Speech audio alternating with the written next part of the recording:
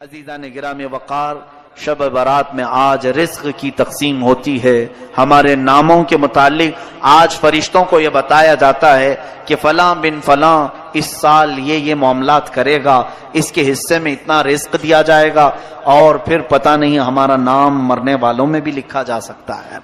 آج ہمارے سال کی ایک کتاب بند ہو گئی، یہ رب ذوالجلال کی بارگاہ میں پیش ہو گئی کہ پچھلے سال اس بندے نے یہ سارے کام کیے ہیں۔ آپ کو بھی معلوم ہے، مجھے بھی معلوم ہے میں نے کیا کیا کیے، آپ نے کیا کیا کیے۔ اب آج کی رات صرف یہ احساس بھی ہو کہ بارگاہ الہی میں میری کتاب پیش ہوئی ہے پچھلے سال کی، میں نے کیا کیا کیا تھا سب فرشتوں نے بتا دیا۔ ویسے رب کو بتانے کی ضرورت بھی نہیں، مگر مولا فرشتوں کو گواہ بناتا ہے، تم بھی بتاؤ کہ فلاں فلاں بندے نے کیا کیا کیا ہے پچھلے سال کا، سب انہوں نے پیش کر دیا۔ اب رب تبارک و تعالیٰ کا حکم نازل ہو رہا ہوگا کہ یہ بندہ جس نے پچھلے سال یہ تمام کام کیے، اب اگلے سال اس کے یہ معاملات ہیں، اس کے لیے اتنا رزق لکھو، اس کے لیے اتنی برکت لکھو، اور اس کو ذلیلوں میں لکھو، اس کو عزت والوں میں لکھو، اور اس کو زندہ رہنے والوں میں لکھو، اس کو بیمار لکھو، اور اس کے بعد اس کو مرنے والوں میں لکھو۔ یہ تمام معاملات آج رب ذوالجلال فرشتوں کو بتا رہا ہوگا۔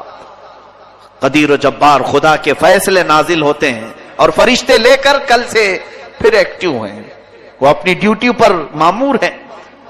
ہمیں یہ معلوم نہیں کہ ہمارا نام کن چیزوں میں لکھا گیا ہے۔ آج کی شب ہمیں برکت والوں میں نام ہمارا آیا ہے، بیماروں میں آیا ہے، یا پھر صحت مندوں میں آیا ہے، نیکیوں میں رہنے والوں میں ہمارا نام شامل کیا گیا ہے یا نہیں، ہم میں سے کسی کو اس بات کا علم نہیں۔ اور جب معلوم نہ ہو کر کے ہمارے اندر اکڑ اتنی ہے، ہم غرور اور تکبر کے ساتھ زمین پر ایسے چلتے ہیں جیسے لگتا ہے کہ جنت ہمارے لیے واجب ہو گئی، جنت تو ہماری ہی ہے۔ میرے عزیزو، خوف کرو بارگاہ رب العزت کے فیصلوں سے۔ قرآن عظیم میں رب تعالیٰ فرماتا ہے ان بطش ربک لشدید، بے شک تمہارے رب کی پکڑ بہت سخت ہے، اور اس کی پکڑ جب سخت ہوتی ہے تو سب سے بڑی پکڑ تو یہ ہے کہ وہ ایمان چھین لیتا ہے۔ جس سے وہ ایمان ختم کر دے اس کے لیے سب سے بڑا عذاب ہے اللہ کا۔ ایمان کی دولت کسی سے چلی گئی تو خدا کا سب سے بڑا عذاب اس پر آیا ہے، رب تبارک و تعالیٰ اسے ہمیشہ کے لیے دوزخ لکھ دیتا ہے۔ حدیث پاک میں ہے شب برات ہو کہ شب قدر ہو، یا پھر مرنے سے پہلے بھی ہو، مشرک اگر ہوا، کافر اگر ہوا، ایمان نکل گیا تو اس کی بخشش تو ہو ہی نہیں سکے گی، بلکہ قیامت کے دن ان کے متعلق فرمایا گیا، سنو جن کی کفر پر موت ہوئی، جو کافر مرے دنیا میں، قیامت کے دن حساب کتاب کے بعد دوزخ میں ڈالے جائیں گے۔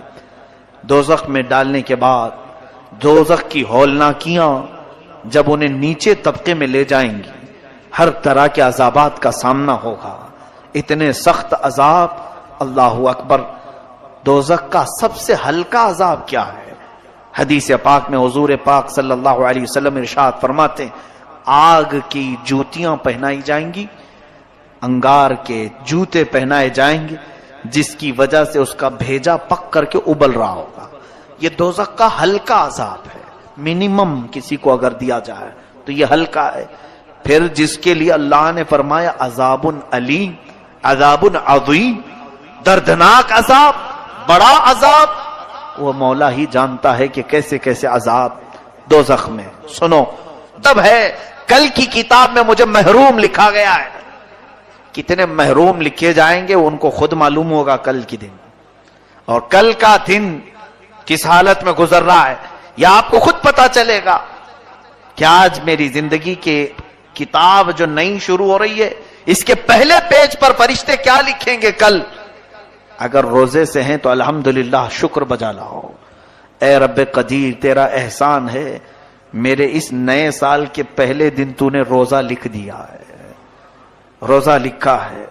اور جس نے کل کا دن گانے سننے میں گزارے، بے حیائی دیکھنے میں گزارے، بہت سارے لوگ تو پلان بناتے ہیں ان دنوں میں سینما جانے کا، عیدوں تہواروں کو لوگ سمجھتے ہیں کہ یہ سینما بھی نہیں کرنا چاہیے، ان کے لیے بھی یہ بات سمجھ لو کہ یہ وہ لوگ ہیں جن کو آج کی رات رب تبارک و تعالیٰ اپنی رحمت سے دور کر دیا ہے.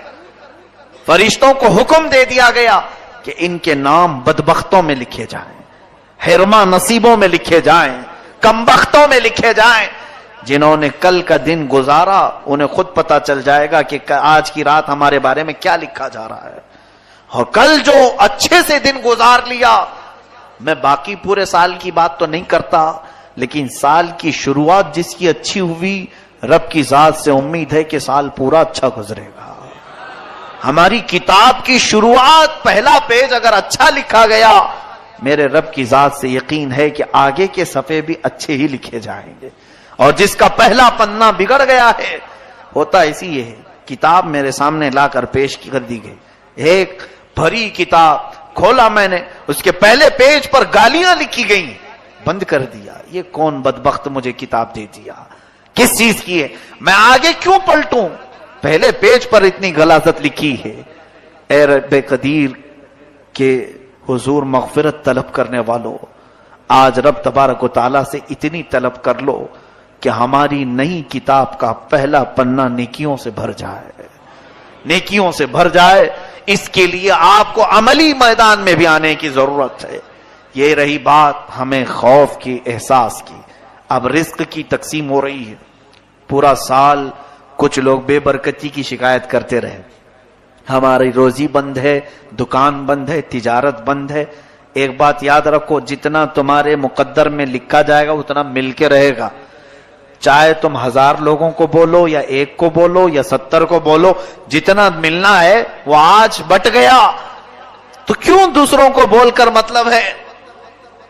آپ کو ایسا لگتا ہے 4 لوگوں کو بولوں گا تو میرا رزق بڑھ جائے گا؟ آج جو دکان بند پڑی ہے یا کم دھندا ہو رہا ہے, میں اور 5-6 لوگوں کو بولوں تو کچھ اور بڑھ جائے گی. تمہارے حصے میں جو لکھا گیا آج کی رات, وہ اگلے سال تک تمہیں مل کر رہے گا. لو لگاؤ اور اس رب ذوالجلال کی طرف, ملے تو اس کا شکر ہے, نہ ملے تو اس کے دربار میں دعا ہے. لوگوں سے ہمیں کچھ بھی نہیں ہوگا. ما یفتح اللہ للناس من رحمت فلا ممسک لها وما یمسک فلا مرسل له من بعد. اللہ فرماتا ہے, جس نے اللہ نے جن انسانوں کے لیے اپنی رحمت کے دروازے کھول دیے اسے کوئی بند نہیں کر سکتا. وما یمسک فلا مرسل لها. اللہ فرماتا ہے, اور جس کے لیے رب نے بند کر دیا کوئی نہیں کھولے گا. چاہے کوئی بابا ہو, کوئی کسی طرح کا عامل ہو, کسی کی بند روزی کو اگر رب نے بند کر دیا تو کوئی نہیں کھولے گا. یہ یقین رکھ کر کے چلو, ہمارے حصے میں آج جو رزق بٹ رہا ہے وہ ہمیں اتنا مل کر رہے گا. لوگوں سے شکایت نہ کریں.